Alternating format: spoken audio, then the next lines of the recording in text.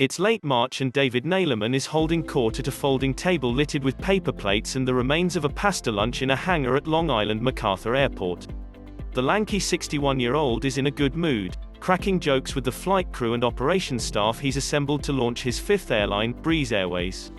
Neeleman is making his return to U.S. skies 14 years after he was ejected as CEO from the airline that made his name, JetBlue, and he's brought in plenty of familiar faces from those days to help.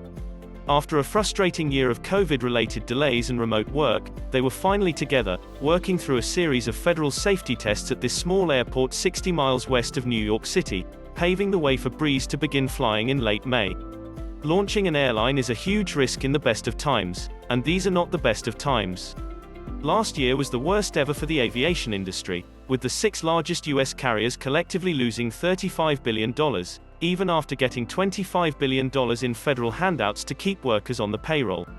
Breeze, which is funded with about $100 million from outside investors and Neeleman's own fortune, is projecting to rack up over $200 million in costs by the end of 2021. Borders remain closed to international travelers and doubts abound whether big-spending corporate road warriors will ever return in their former numbers, but Neeleman isn't aiming for either of them. He believes Breeze is poised to capitalize on a pent-up desire among Americans to hit the beach and visit friends and family as rising vaccination rates wipe away worries about the coronavirus pandemic.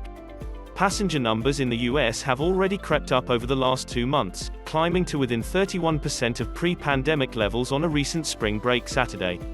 Humans are meant to socialize, says Neeleman, who over the past year has publicly argued that the pandemic wasn't dangerous enough to justify broad lockdown measures.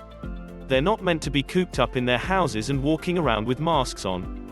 His plan is to play the airline equivalent of small ball, connecting second-tier cities that currently lack nonstop service, getting leisure travelers to their destination twice as fast and for half the money that Delta, United and American charge to route passengers through one of the big airport hubs. Breeze's launch map is a network of short, sub-2-hour routes that will expand to 15 cities by July. It's focused on shuttling Americans to vacation destinations in the southeast, bringing them in mostly from smaller cities in the region but also from a handful of places up north.